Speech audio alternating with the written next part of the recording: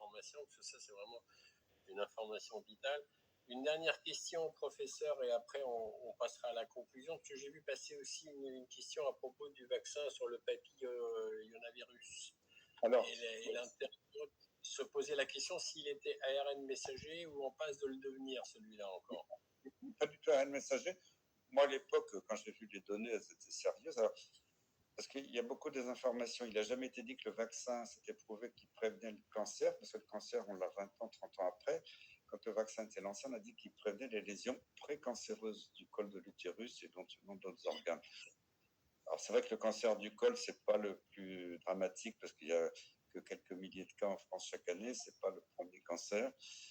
Et ça, il a toujours été dit, même quand on avait fait les recommandations à l'époque, que ça prévenait pas, en mettant en garde les femmes vaccinées, que ça prévenait pas 100% des cancers, parce qu'il y a que les principaux sérotypes du virus qui sont inclus dans le vaccin, donc ça protège contre 80% des virus cancérigènes du col de l'utérus, mais pas contre 100%. Donc moi à l'époque, je ne sais pas si c'est toujours le cas, mais j'avais demandé à ce que ce soit inscrit même dans la boîte des vaccins que, attention, ce vaccin ne vous dispense pas d'aller voir un gynécologue pour faire un test de dépistage du col, parce que ce n'est pas une protection à 100%. Donc ça a toujours été dit honnêtement.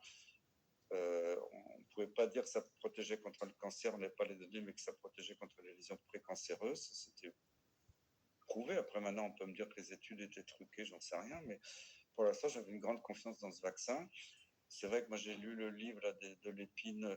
Il y a des bouts de courbe d'une année, des bouts de courbe d'une autre année qu'on ne peut pas comparer. Mais, toutes ces données soient reprises par des vrais méthodologistes pour analyser sur plusieurs années ce qui se passe. Voilà, maintenant, il y a beaucoup de buzz là-dessus. Jusqu'à présent, moi j'ai 4 filles, j'avais vacciné mes 4 filles sans état d'âme. Bon. Après, maintenant que Macron fasse le VRP des vaccins dans les écoles pour le quart d'asile, c'est louche. Honnêtement, aujourd'hui, j'ai plus confiance dans l'industrie pharmaceutique. Moi, j'avais beaucoup d'amis et de gens bien dans l'industrie il y a longtemps, mais c'était surtout quand il y avait des petits labos français qui étaient très innovants. Il y avait des bons labos en France à l'époque.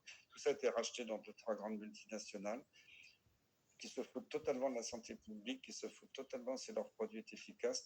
La seule chose qui les intéresse, c'est de voir le cours de l'action en bourse 3 mois après. C'est le seul truc qui les intéresse aujourd'hui.